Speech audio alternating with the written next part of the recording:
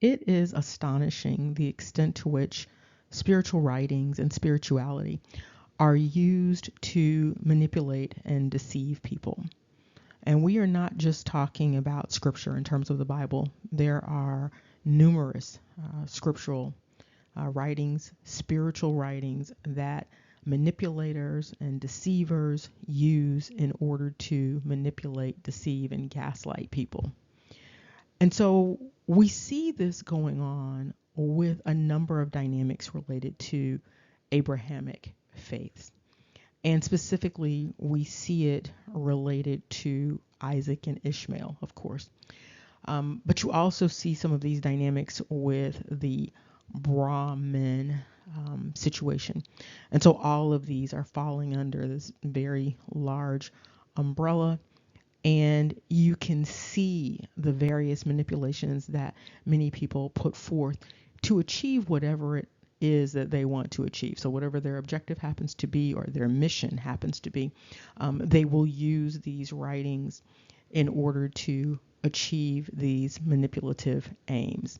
And so, there's a lot of narcissism going on that also fuels these dynamics. And so one of the things that we see, and we've talked about this before, so this is going to be like part 3 of this clarification, this discussion about the Bible and biology.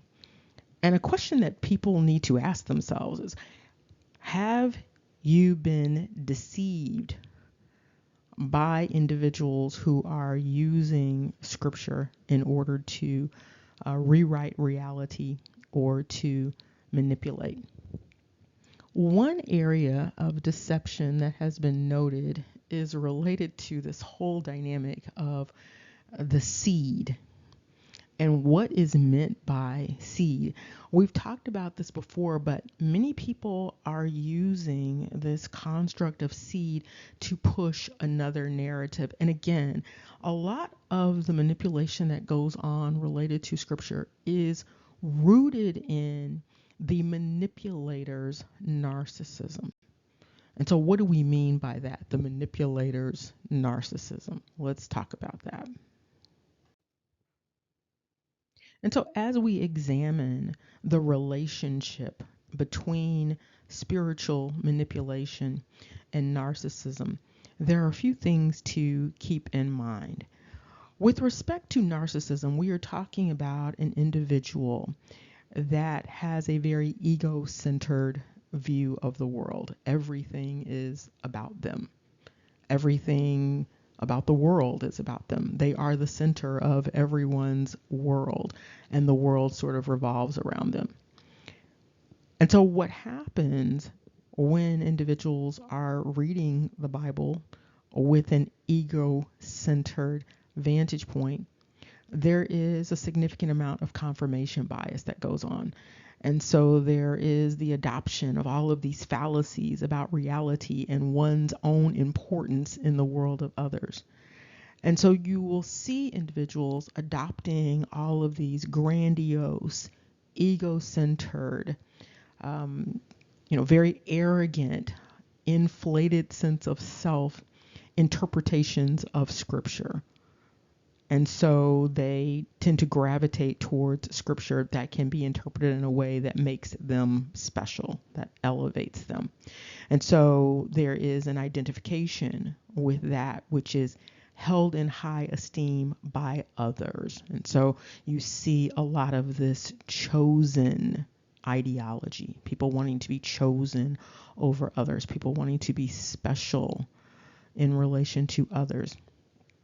And what this has done is it has, in many instances, created a dynamic wherein individuals will overlook basic facts or they will misread what is in scripture or cherry pick in order to find and put forth something that is going to boost them.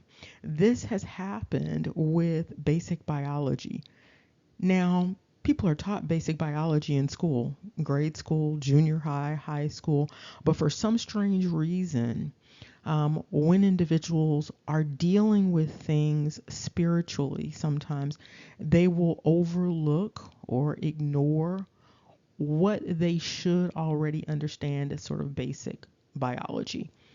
And so, what's also happening with respect to the interpretation of Scripture is that when individuals are seeking to manipulate, they will twist words around, or they will see a reality but ignore it.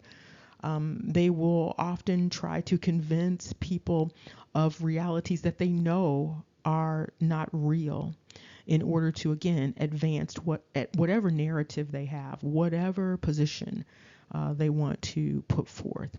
And so you see this with this construct of seed. This idea of seed is very important for a number of people. And it's so important that people just ignore basic biology in order to put forth this narrative that puts some people in a space of elevation, or at least that's what they believe. And so what's happening here is a number of individuals, and it's male and female, a number of individuals have no problem with switching around the biology of males and females in terms of the biblical narratives. And so what is generally attributed to a female, you have a number of males taking on that biological identity, insisting that, for instance, they are the ones that carry the seed. They are the seed. This is not entirely the fault of the individuals who are reading Scripture or interpreting Scripture, because there has been some manipulation of the construct just in terms of secular etymology. And so there have been twists and turns with respect to the definitions of things to also add to this confusion about this whole idea of seed. But this idea of seed is very important to a number of people, again, to advance many of these interesting sex-based narratives that pit males and females against each other, and also create these struggles related to who's most important, or who's on top, or who's going to be the head and who's going to be the tail. And so a lot of that is going on. And then to add to this, when individuals are very ego-centered anyway, or very narcissistic anyway, they will often dig their heels in, even when they see evidence to the contrary. So when they see the evidence that is not consistent with what they've been advancing, they will just ignore the evidence again and dig their heels in order to continue advancing whatever it is they are asserting. So we're going to look at the basic biology related to this idea of the seed of life, so that people have a better understanding of what's really going on with respect to this thing, this construct known as seed, because it's not what many people think it is. But if people really, really think about the whole construct of seed, it will make perfect sense. If people reflect back on what they learned in 7th grade biology, it will make perfect sense. But what's happening is, even though it makes perfect sense, it creates a dissonance for many individuals who have adopted these spiritual beliefs that are grounded in these fallacies. And it's not always that the writers of various scriptures were being misleading. That's not what's always going on. But that does go on, by the way. If any of you have read Paul, you know that there is some confusion going on often with Paul, some contradictory stuff going on. But again, if people are feeling pretty good about what Paul is saying, then they will not be inclined to engage in exegesis related to that. So we're going to deal with this seed of life issue, which of course is also tied to some of these dynamics where individuals are actually worshiping these female or feminine deities, but then classifying them as masculine or male deities. That's also tied to this whole confirmation bias dynamic and some narcissism. And so individuals are refusing to look at what appears to be reality with respect to what is really being presented in Scripture in terms of the femininity or masculinity of the deities that are identified in the book of Genesis very specifically. So we're going to deal with this seed issue because it's tied to a number of other issues, and we're also going to be dealing with some other fallacies, some other manipulations that go on, quite a bit of gaslighting that goes on related to Scripture. And again, part of this, it's very infantile, some of the manipulations that go on, because it's where individuals are seeking to manipulate the environment so that it becomes comfortable for them, even if it's uncomfortable for other people. They want it to be comfortable for them, cognitively comfortable, emotionally comfortable, spiritually comfortable. They want all of these things to be comfortable for them. And so therefore, some individuals will do just about anything in order to create that sense of homeostasis. They will do anything almost in order to feel at peace about those things. And oftentimes, it involves not only manipulating their own thinking, but it involves manipulating others. It involves gaslighting others. And when you're talking about gaslighting, you're talking about, or we are talking about, individuals who are manipulating, communicating in a manipulative manner in order to get other people to question their grasp on reality. And so, of course, this involves some lying. It includes significant deception. And that's what we have with respect to this whole construct of seed. Again, it's not completely the fault of the individuals who are misled, because there is some misleading going on that's leading them to this space of being deceived and then alternately deceiving others. So we're going to talk about the seed of life and what the seed actually is, and how there is this conflicting narrative about the seed, but there's also a common sense understanding about what seed is. Now, many people argue that seed is related to sperm, or seed is related to semen. Now, there is some evidence that supports that in part. However, what you really have when you are looking at seed is that entity known as the egg. And so we're going to look at why that is the case. And of course, this is a depiction of egg cells being surrounded by sperm.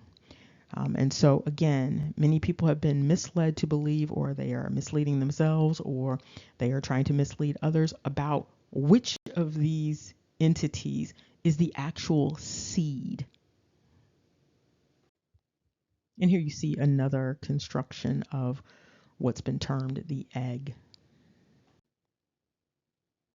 And here you can see the depiction of the sperm. You see the head, you see the mid piece, and you see the tail. And so you can see the contrast between the sperm and the egg very clearly. And here you can see the two next to each other. And so you get a better picture, a better idea of what you're looking at in terms of the contrast. And you can see very clearly that one more than the other looks like what you would consider a seed. And so when you see a seed, do you typically see something that looks like a sperm, or do you typically see something that looks like what has been termed the egg? And so this is just sort of a common sense sort of thing here. When you look at it, what do you see? When you see these microscopic depictions, or these are supposed to be microscopic depictions, of course they are not.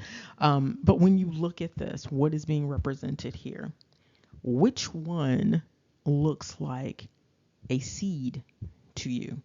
If you are planting things, which one of these things would you be planting? Which one looks the most like the things that you get in the pack that you put in the soil and then it grows? Which one? Think about it. Now, part of the confusion about what constitutes seed actually comes from some interpretations of Scripture. And so, in certain parts of Scripture or certain interpretations or translations, you have seed translating out of the Hebrew into the English as sperm or semen. But is that really what we are talking about when we are talking about seed? And I want you to think about how sperm operates, how semen operates, and does it fit this whole idea of what you understand seed to be? So just give it some thought, reflect back on your, again, 7th grade biology class, and really think about this. Is that really seed? Now, as you recall, we looked at this before with this Zerah at 22:33. And so this was in the Hebrew. And you can see that it's being translated as a sowing seed offspring. And so in Genesis 1, it's talking about yielding seed and fruit. Again, we're going to go back to the common sense understanding. What yields seed? When you think about males and females, which one yields seed? Which one brings forth offspring? Which one brings forth fruit? When you think about seed-bearing fruit, the seed-bearing fruit, the fruit contains the seed of itself inside of itself. And so which one actually contains the seed of itself inside of itself to create itself? Give that some thought. And so here we see additional constructs related to this translation of seed. And so here we see things that don't really seem to directly relate to sperm and egg. We see the word carnally. We see child and children, descendants. And so in this way, we are seeing not just seed, but we are seeing fruit. So children, child, descendants, family, all of those things would be fruit, nation, offspring, posterity, race. All of this is fitting under this big giant seed umbrella, this Zara umbrella, which in many ways is referring to this whole idea of something being brought forth. And so you also see in there seminal, okay? You also see son specifically. You see this whole idea of sowing, okay? And so you see a number of dynamics here related to this whole idea of seed. And of course, you have seed meaning this construct related to a noun. And then you have seed that is referring to the construct that is a verb, to seed something. And here you see this initial understanding of seed referring to sowing, seed, offspring, seed produced, and then cultivated land. This is interesting for a number of reasons, because when looking at the construct of the word God that is showing up in Genesis, when looking at the word Eve or Hava, that is also related to this whole idea of farm, cultivated land, soil, earth. And so those things tend to be seen as feminine, the actual soil in which the seed is planted. Because of this, many people believe that the seed is the semen. They believe that the seed is the sperm, and the woman or the womb is this land that will be cultivated. But there's another dynamic going on here with respect to the sperm and the egg and this whole idea of this cultivated land. And here you see this idea of seed equaling semen or virility, this whole idea of vir, and we've talked about that before. And so still, we don't have a clear understanding of how semen translates to seed in terms of the way that it operates. And here we have this whole idea of seed being all of mankind, all of humanity collectively, descendants, posterity. And it indicates very specifically here, first and foremost, the seed of the woman. And you see that mentioned in Genesis 3:15. And so there is this understanding of the woman having seed. But we are not talking about seed as in posterity. Ultimately, that's not what we're talking about. We are talking about those two cells, the egg cell and the sperm cell, and which one actually constitutes seed. Looking very carefully at the definitions related to seed, we see how this construct has evolved and how it can be somewhat confusing. And so when we look at Oxford Languages and we look at the first definition of seed according to Oxford Languages, we see something that seems to comport with what's being offered in Strong's Concordance in terms of these translations. But what we see is a flowering plant unit of reproduction. So it's talking about a plant in this particular instance. And a seed is something that is capable of developing into another such plant.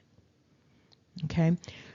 Now, specifically, it indicates that this is similar to pip, stone, pit, nut, kernel, germ, and ovule. This is a part of the number one definition. And so that number one definition is indicating that the thing that is understood as seed is related to ovule. It is comparable to ovule.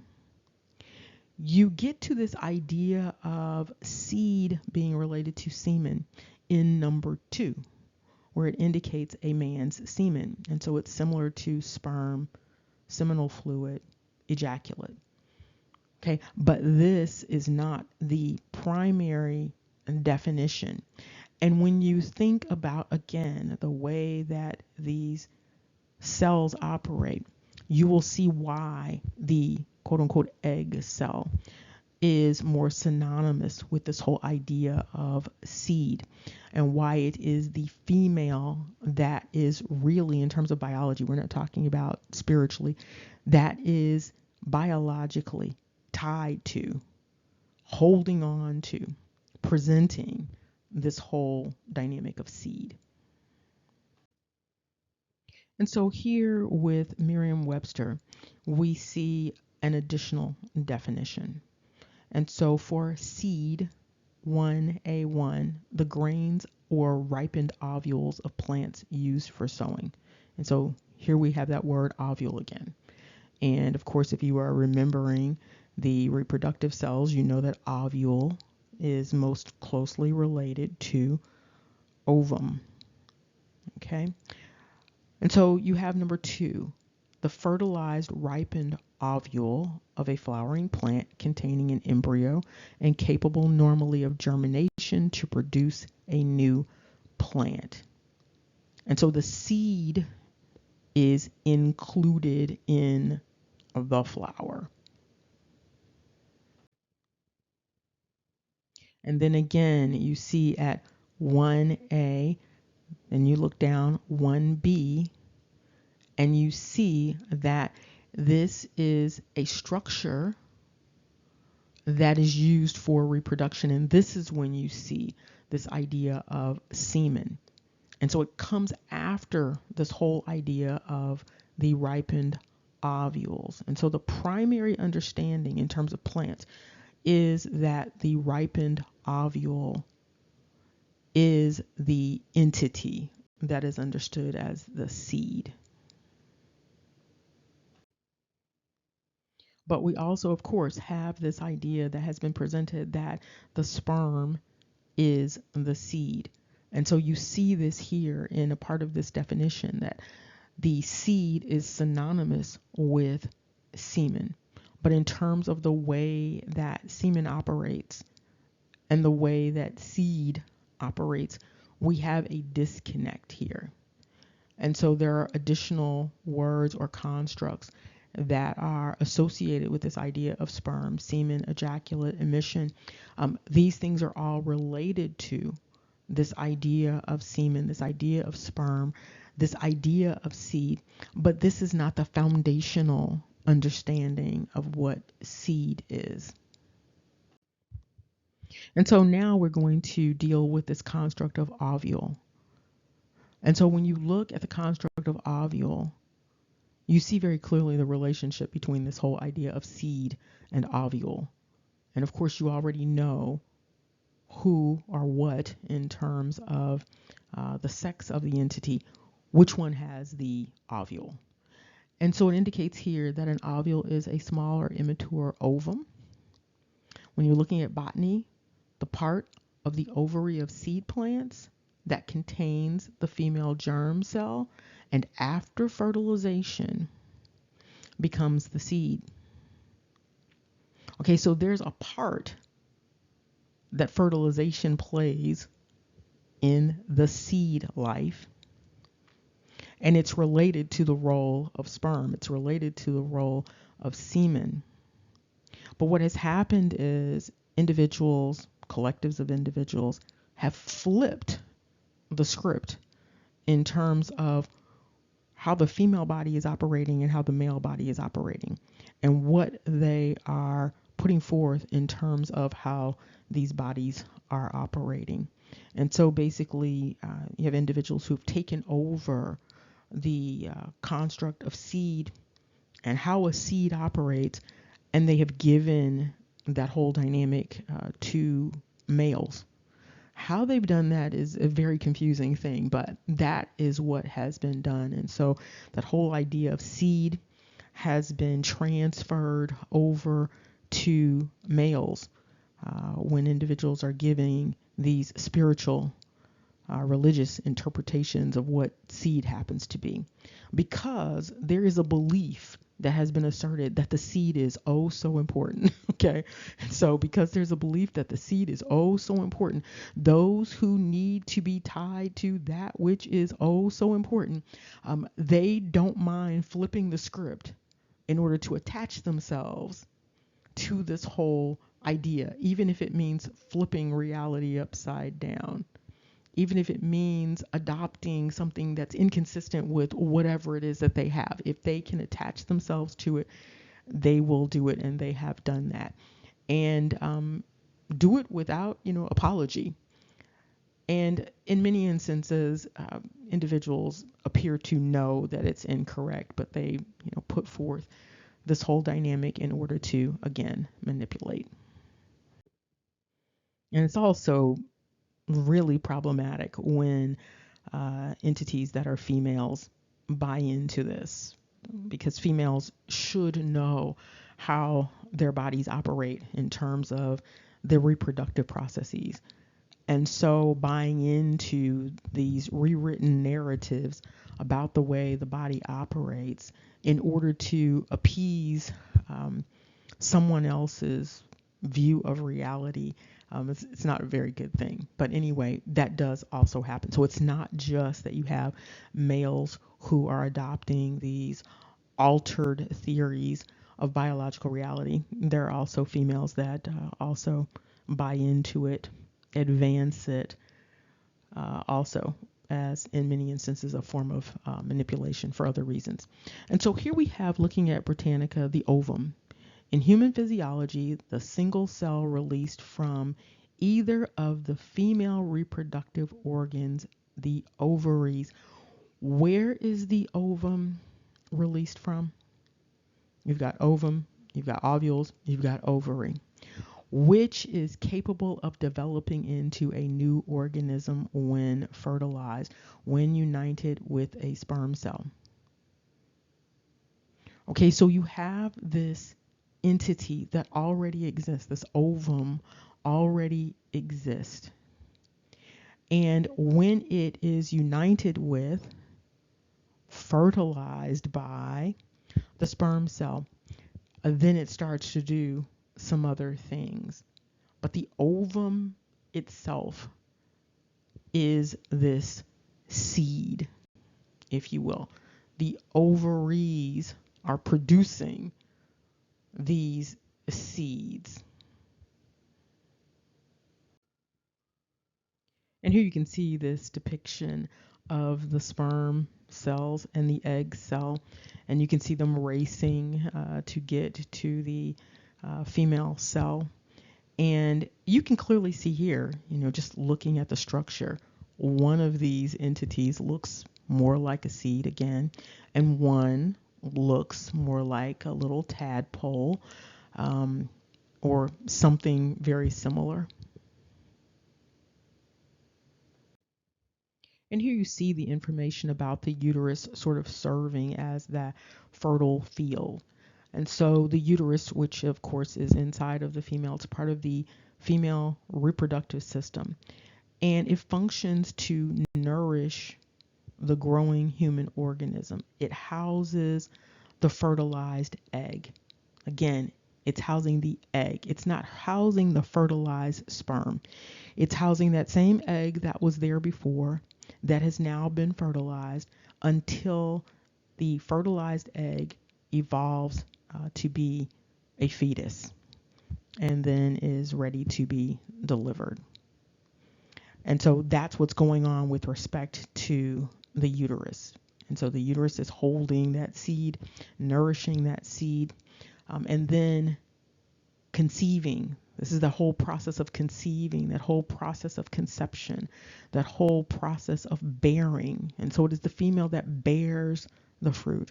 It is the female that bears the child. It is the female that bears the fruit.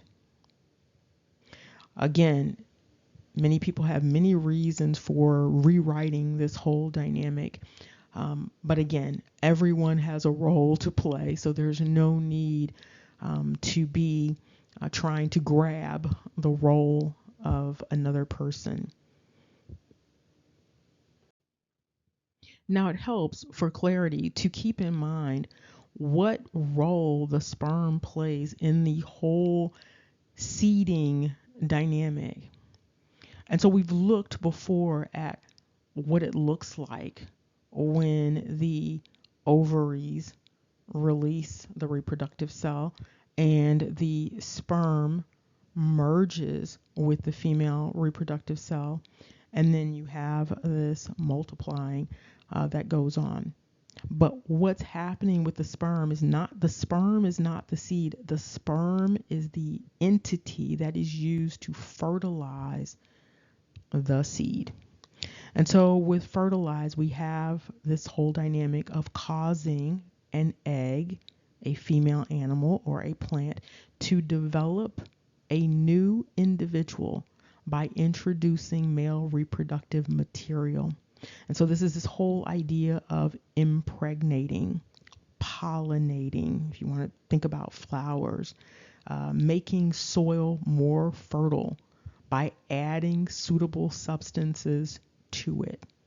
And so the purpose of sperm is to fertilize, to make the entity more productive, if you will. And so it allows the seed to grow into, helps the seed to grow into this new entity. And when the seed has merged with the sperm, then the seed is then implanted into that fertile soil. So you have the seed and the fertile soil where the seed is going to grow, all contained inside of the female, in the female's reproductive organs, in the female's reproductive tract, in what you call the womb, in the uterus. That's that fertile field. That's where all of the development is taking place once the seed is planted. Okay? And so what you have is the seed and the soil inside of the female.